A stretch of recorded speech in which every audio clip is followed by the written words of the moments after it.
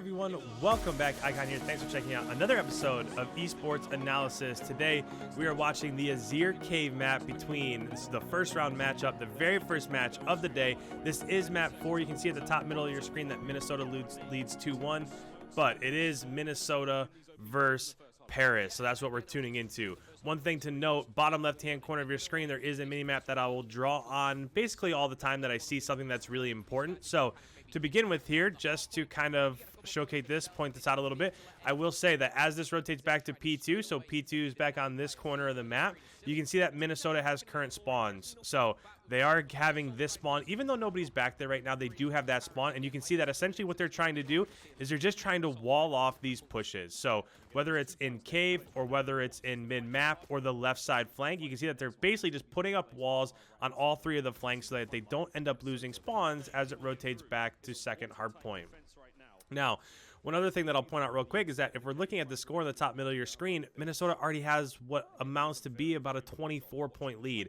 And if you're Paris, that's a little bit of a mistake because I know that you're pushing really hard to try to flip spawns, but you also have to at least contest, at least enter, or at least exit that first hard point at an even keel, right? You can't be down by 20-some points if you don't have spawns. So that's something that I've been seeing from a lot of teams recently is that they put so many resources in towards trying to flip spawns that if they're unsuccessful, it's really going to hurt you towards the end of P2. And that's exactly what you're seeing right now. So there are still 40 seconds left on the current hard point. And just real quick, I'm going to pause this just for a moment just so I can show you. Look at the minimap in the bottom left-hand corner of your screen. This is what teams are starting to do really well, is that if you have control of the hard point, the way that you really max out time is that you don't hold the hard point from these locations right here, right? What you do is you go ahead and you push out. And if we're looking at the arrows right here, you can see all of these yellow arrows are pushed out a little bit further on the other side of the hill. So that way your enemy team has to win multiple gun battles trying to get inside the current hard point. And that's what you're seeing at the moment. Now, this does look like as they're coming through top cave, this is probably going to be a successful rush. Actually, I lied. So Dens, Kismet, Shox, Zed, everybody just went down. And now the last 24 seconds of P2 are going to end up also going towards Minnesota. So if you're Minnesota, not only do you have a 2-1 lead, but this is a fantastic start. You couldn't have asked for a better start here. The next thing that I'll say is that if you're Paris, you're not really capitalizing. You're not in position to capitalize as you're going towards P3. So again, I don't necessarily want to stop this, but I will just real quick. As it's going to P3, so P3 is going to be over here towards soccer field. And what you need to do in this instance, if you're Paris, is you have to be pushed up into these areas. So top stone over towards yellow, right in the middle of the map. You have to be walling off these choke points right here and not allowing Minnesota to get through there. If you can stop Minnesota from exiting the cave, then all of a sudden you can max out the time on P3. And as you look over towards P3, again, bottom left-hand corner of your screen, you have 3 white arrows for Paris and you have 3 purple arrows for Minnesota. So this is going to be a 50-50 gun battle as we approach P3. And if you're Paris, that is not the approach that you want. We'll see if they're able to win that team gun battle, but you do want to get pushed out and stop that progression forward. So right now, it does look like Paris is winning these initial gun battles. There's nobody in hill. So they are in it. It looks like Minnesota has just backed off a little bit, and I like what you're seeing mid-map from Minnesota. So again, a lot of the times here I'm just watching the mini-map, but if I'm watching the mini-map, you can see that these purple arrows here are flanking, and essentially what they're trying to do is they just rushed out of cave and they sent a couple people through middle. So they left cave, they sent a couple people through middle, and then they sent a couple people through the front soccer field. And if you hit that at the same time, then you have the opportunity to pinch that and you can kill whoever's in hill because you can hit them from both sides. So that was a nice job there. Now, we'll see what Paris does as they leave hill here, because there's really, as this rotates from P3 to P4, there are really 2 strategies that we've been seeing in a lot of pro players recently. It does, so essentially what we're looking for is, do they backtrack or do they try to push forward? And it looks like the way that they died in hill, it's just going to have them spawning on the left side of Cave West. So now, with 50 seconds left, this is a nice opportunity for Paris to get to Paris, for Paris to regain here a little bit. So the only thing that I would like to see is that where Minnesota's at on the screen right now, I would like to see Paris pushed up there, because if you're not pushed out and you lose one team gun battle like they just did right there, now all of a sudden you're giving up time.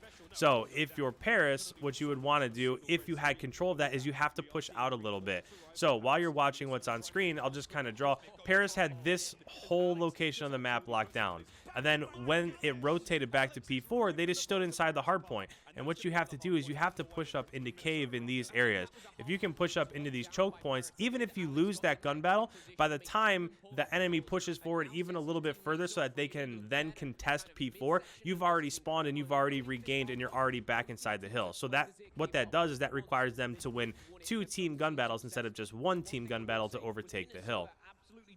As this rotates back to P5, you can see, again, right side of the minimap, this is the spawn that you want to have, and Minnesota currently has this spawn. It looks like, all right, so if you're Paris, this is probably not the best news.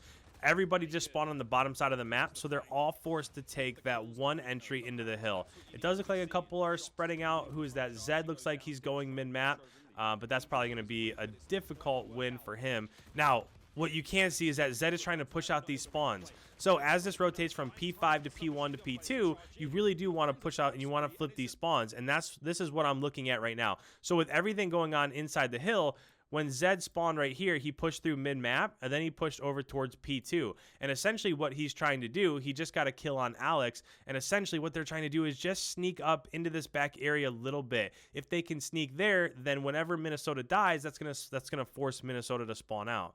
So it's interesting to see the progression here, because if you're Minnesota, you can either...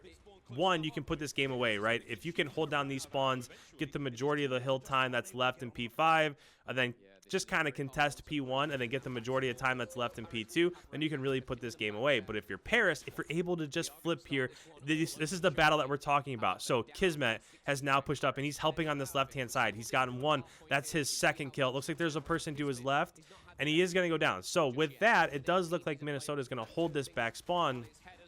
But there is an arrow over towards P5. Who is that? Number 4. That's Shocks. Does look like Shocks is over there. That would be a big win. Bottom right-hand side of the minimap, and Shocks just went down. So there are a couple things there, both on the top side of the map and the bottom side of the map, that if Paris were to win, they would have been able to flip spawns. Again, so now Dens is kind of pushing out this cave, this middle cave area. And if you're Paris, if you're down by 50 as this is about to rotate back to P2, you have to find a way to flip this. Doesn't look like they've been successful yet, but I will say this is the difference in P1 from P2. Or not P1 to P2, but from the first set of rotations to the second set of rotations. Remember, that first set of rotations, they were down by like 60, 70 points because they weren't able to get any points on that P1. That was essentially, they were trying to flip so bad that they forgave any of those points that they were going to get on P1. So on second set of rotations here, that's a much better job of them picking up that time, even though that they knew that they weren't going to have spawns, and now they're all pushing back through P5 trying to flip these. So we'll see which way the kills go. Looks like Kismet and Luca. Zed, Kismet with another. So they are pushing them back a little bit. This is a much better stance than they gave the first time.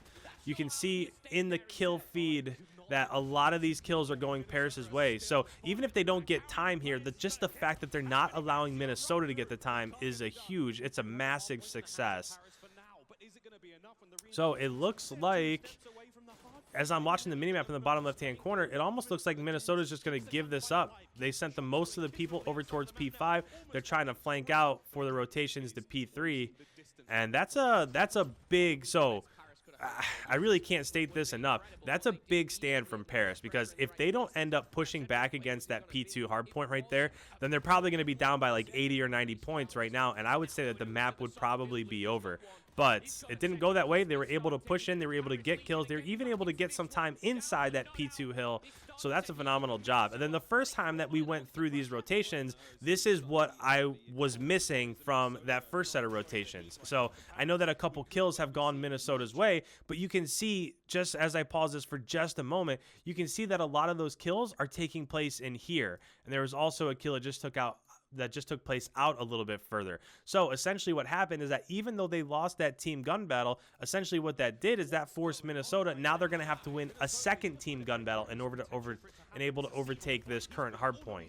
So that's the difference there, is that if you just wait inside the hill and you're just kind of relaxing and seeing what happens, then you're probably going to give up that time. Now, from ASIM, that is That's a massive three-piece. He went on the flank. He was able to knock that down. So that means that the last 20 seconds here, oh, maybe not. All right, so I would have expected the last 20 seconds there to go to Minnesota, but everybody from Minnesota, it seemed as though they thought that they had sole control of the hill, so they just leaked out trying to go over towards P4, and they ended up going down in hill, so they didn't get the majority of that time.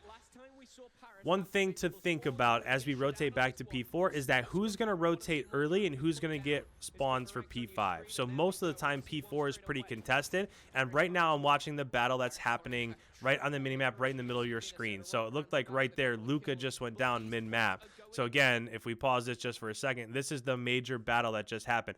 Luca went down right here, and if you're Paris, you don't have anybody leaking out on this right-hand side. Eventually, because now, you do have about a 20-point lead, but the way that you can win this game, if you have a 20-point lead right now and you send 2 resources over towards P5, then you could easily lock up this game right now and it could be over with. So it's going to be interesting to see how this plays out in the next 30 seconds or so. Who's going to be able to leak out, and if Minnesota's going to be able to lock down those kills. So while all this is happening inside the hill, my eyes are really just fixated on the minimap in the bottom left-hand corner, and you can see exactly what's happening. So I know I've been pausing this a lot. People say that they don't mind. Please just bear with me. But you can see that these purple arrows are rotating back for Minnesota, and you can see that these Paris Legion, these white arrows for Paris, are rotating over here towards P5. So this is going to be the battle. Eventually, they're going to meet in these areas right here, and whoever wins those 2 gun battles is the team that's going to end up having spawns for not only P5, but as it rotates back through the third set of rotations for P1 and P2. So it does look like Minnesota continued that rotation backwards, and it looks like, I don't know if Paris just wanted to, it looks like they wanted to wait up and just hit this together. So I'm not really sure how I feel about that, because essentially what that did is now that gun battle happened inside the hill. Rather than being able to push forward a little bit and that being more of a 50-50 gun battle, that rotation happened. Now, oh, this is big. So Kismet is on the flank, and that's, okay, so I just want to point this out real quick. Kismet, essentially what he just did is he just got a kill right here, and then he pushed around the back. And as soon as he pushed around the back, there's nobody back here for Minnesota anymore. So this arrow right here just came up off of spawn. So as this rotates throughout, even though they're down by 9 points, they're going to have spawns. So as these 2 white arrows push forward, now Paris is going to have spawns as it rotates through to the third set of rotations. That is a massive play there, and a big pickup by Kismet. He actually just shot his teammate right there also. But now, again, if you're watching the minimap in the bottom left-hand corner, you can see that spawns have officially flipped. So what looked like this probably would have went Minnesota's way might be teetering a little bit. Really what this is going to come down to is, so Minnesota only needs about 35 seconds when it goes back to P1. So what this is going to come down to is if Paris is going to be able to get over towards P1, because right now they're kind of spawn trapped back in their current location. So again, if we're looking on screen, look, they're dying here where P2 is. Nobody is pushed up through this mid cut, and then there's nobody over here over towards this P3 flank route either. So if you're Minnesota, you really do kind of have them spawn trapped. So if you can hold down those 3 lanes and you have somebody in the current hill, then you could easily win as this rotates back towards P1 on the third set of rotations. We'll see what happens here. But again, if I'm watching the minimap, even though nobody's really getting time on that P5 hardpoint as it rotates to P1, none of those white arrows have been able to leak out. So Zed went down, Kismet, Luca, they all went down, and look where they're spawning. Even though that they flip spawns and they have the more beneficial spawn as it rotates back, if it rotates back to P2, they've kind of just trapped themselves a little bit. Looks like there's one arrow that's able, so Denz was able to sneak through and get a kill, but then he went down. Everything's going to happen right here on this mid-cave cut. So it looks like if you're Paris, you've got 10 seconds to get in. Wow. So I kind of thought that as they flip spawns there, they might have been able to win off of that. We'll see what happens, but they're only 6 seconds away. This is all going to come down to who can secure these final kills here at this first hard point.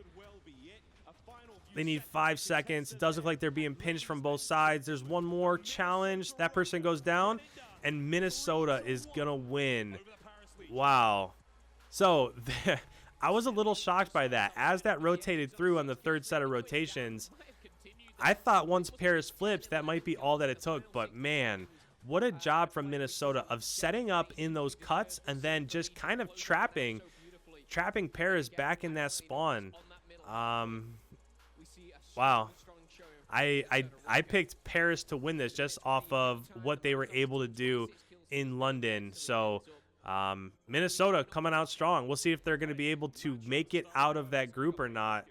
But man, that sets up an interesting matchup with probably Chicago now in round 2 of this bracket round. Wow. So with that, guys, thank you so much for tuning into another episode of Esports Analysis. I'm a little shocked that Minnesota was able to pull that out. But all in all, they did a fantastic job of just remaining calm and just getting the kills when they mattered the most. So if you're new around here, make sure you hit that subscribe button for all the future CDL Atlanta footage that I'm going to be putting out the rest of this weekend. If you have any comments whatsoever, put them down in the comments below. Don't forget to leave a like before you head on your way. And with that, thank you guys so much. I will check you guys in the next episode.